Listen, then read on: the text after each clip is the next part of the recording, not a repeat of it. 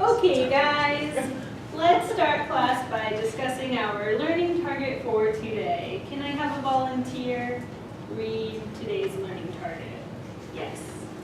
I will be able to clearly and concisely present findings and supporting evidence such that listeners can follow the reasoning and development.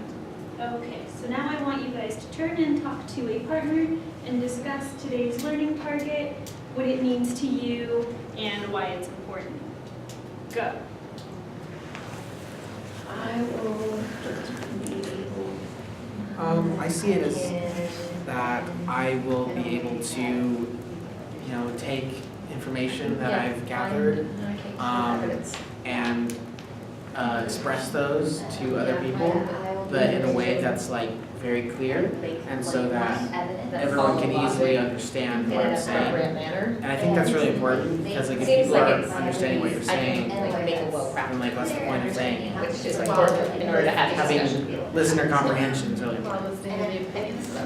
I think being able to explain your reasoning and your thinking, so I'll be looking at the same source, but we might have different ideas or interpretations, so we have to explain that to our peers. I think the part that sticks out to me is that second part of like not only are we coming up with findings and supporting evidence, This is a fact. but we have Fact. to, we're making sure that listeners can follow like so that's the part that sticks out.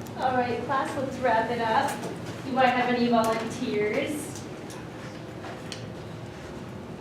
Any volunteers? We talked about how the learning target to us was be able to form a coherent and logical argument that you can explain well to those around you, I like which that. is important to have a good discussion. Yes, very good. So today we are going to discuss the absolutely true diary of a part-time Indian and how it connects to Romeo and Juliet. Weird, right? Because no one would think Shakespeare can have anything to do with Sherman and Alexie, but wrong, it does. So I'm going to give you guys a few minutes to just think about Romeo and Juliet. I know we wrapped that up about a month and a half ago, but let's talk about the exposition, the climax, the resolution, any parts from the play that stood out to you guys, and we'll regroup in 2 minutes. Well, the part that really stuck The out climax from seemed Romeo to and be Juliet the when, dual teen Romeo's suicide. Homeo's Yes. With The resolution. Is there a resolution to Romeo and Juliet? It's a tragedy. Benvolio. Yeah. It's not used in like every Does a tragedy have a It's just resolution? someone named Benvolio in every Shakespeare. It's over. Oh, no, it's the families. The families finally decide, I'm terrible with teachers. The families finally have to get along. Capulet. That's because the, So they finally get along, that's the resolution. yeah, because that's the whole monologue at the beginning of the play, is that here are these two houses, or the prologue, that hated each other, and they only got to get along because their children died. So I guess I didn't follow Juliet when I read it in school. I've seen the movie maybe a dozen times. We can have something there. Are there parts of the play that stood out to you? What about you, Dominic? I just said it. I was I think the biggest part I that was stood out is The suicides? that part stood out. Yeah. Just because it seems like a sad solution to the problem. And it could have been resolved in different ways. I remember thinking, even when I read it as a younger person, that it was a really extreme reaction to Right. young love. You know, I think that's Like that's- Which I guess young love, everything is extreme. Yeah, but I think what are they were 12 and 13, I think, historically. I think so. Or even if that's 16 and 17, everything's just, I don't know. You really nailed it. All right, guys, let's bring it back.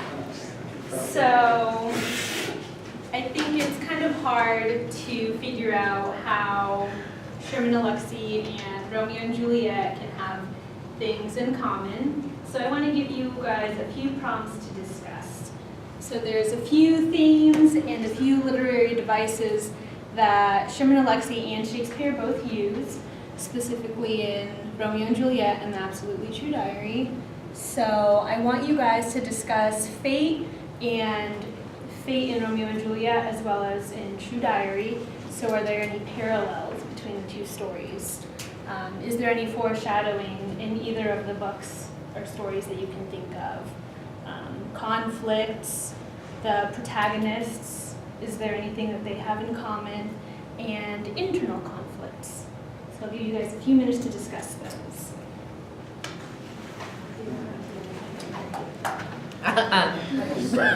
There's internal conflicts in both. I think they are kind of trying to say something different about Yeah. fate, because No, sorry, I was gonna go there. I remember my conversation. Sorry, we were thinking along the same lines and I was excited about it. So in the Sherman Alexie book, there's a young man who's Native American who ends up moving to a white school, trying to fit in, sort of has a girlfriend he's not supposed to have, which could be something that's a similarity. But also he's supposed to be this, poor kid from the res, never does anything, and he changes that. So in some ways, fate is different. I can't think of any. Can you say that later? Foreshadowing. Yes. I think that's what she was referring He to. does fight with his best friend physically, which also happens in Romeo and You actually Juliet. brought the foreshadowing. And his best friend get in a fist fight. Not in this section, you brought it up earlier, actually, about how. Does Romeo and Juliet have one Somebody, I protagonist? just can't remember exactly when, about how. Two. I think it's they got two. some foreshadowing. So that would be different. Well, but you were talking about Romeo and Juliet was brought up in that. We're talking about the prologue. Yeah, what's in the prologue? Yeah, no, I mean, foreshadowing. I think the character from Sherman Alexie Jr. kind of struggles with. Yeah, it's Is he supposed to be this stereotype of a Native American? Is he supposed to be this white kid who's good at, school and reading and all this other stuff? And he tries to figure out a way to meld those. And I think both Romeo and Juliet have internal conflict, and they know that they should love each other. Right. So they have to figure out how to marry those two parts of Well, themselves it's together. both kind of like Romeo and Juliet's going against family. He's Yeah. going against Good his connection. home. Yeah. Swimming upstream. Yeah. Yeah.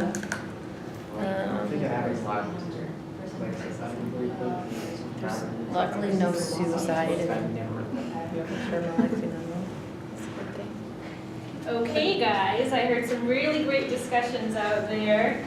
So the first one I want to discuss is the theme. So I pulled this quote that I found on the internet from Romeo and Juliet, which says, "Everyone has their fate, and the more people try to avoid it, the more trouble they get into." Oh no. So, was anybody able to find any similarities with fate? Yes, Steve. I thought that Romeo and Juliet and Parts of Indian were saying very different things about fate. Because in Romeo and Juliet, it seems like they're kind of locked into their destiny, and a lot of unfortunate coincidences kind of lead to their demise. But in Part-Time Indian, Junior really takes control of his own fate and decides that he's gonna, move off the reservation and not gonna end up like his sister or his dad, and he's gonna go to the richer school of Reardon and get a better education, marry a white girl, and achieve success. Excellent. So one connection I made is that fate is driven by your surrounding situations. So in Romeo and Juliet, we see that the Capulets and the Montagues are rivals. So they hate each other, they don't get along with each other. And Romeo and Juliet, it's in their destiny that they just can't be together. And then in True Diary, Arnold's fate is driven by the social situation between the Indians on the res and the white school. So we see that the white school provides a different type of education than the school on the reservation, right? So your education contributes a lot to where you head in the future. So Arnold can see that if he were to stay on the reservation, his future would maybe not be as bright as if he headed to the other school. So what about foreshadowing? Did anybody find any good foreshadowing in both texts? I couldn't think of any foreshadowing in the True Diary of Part-Time Indian. Maybe I'm not effective. No, that's fine. So the examples that I found, foreshadowing uses hints or clues to suggest what will happen later in the book, and the one in True Diary actually comes before the book even starts, before page 1.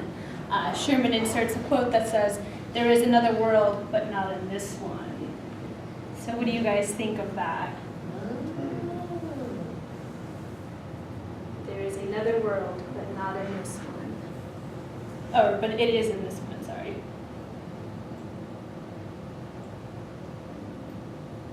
Yes.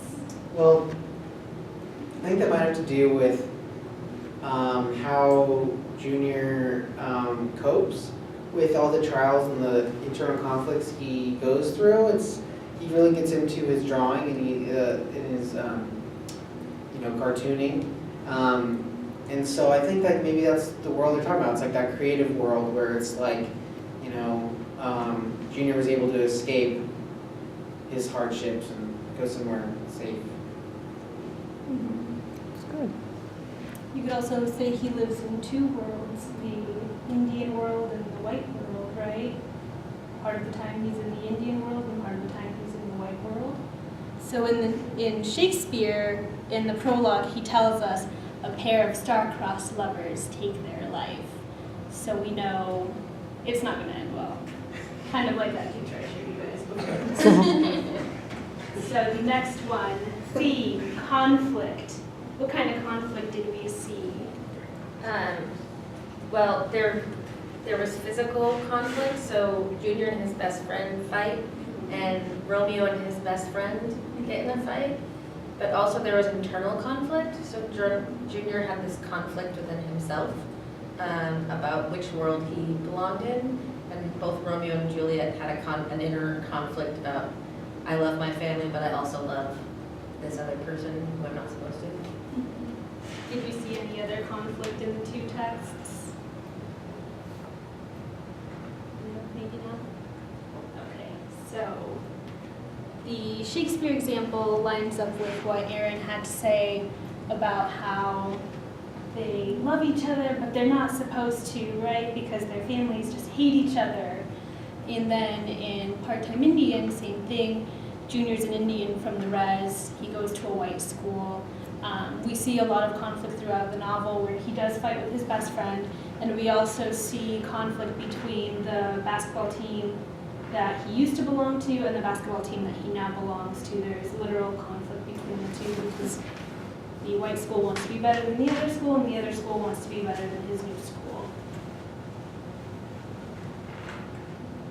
So now we are going to talk about the protagonist. Did anybody see any similarities between the two protagonists in these texts?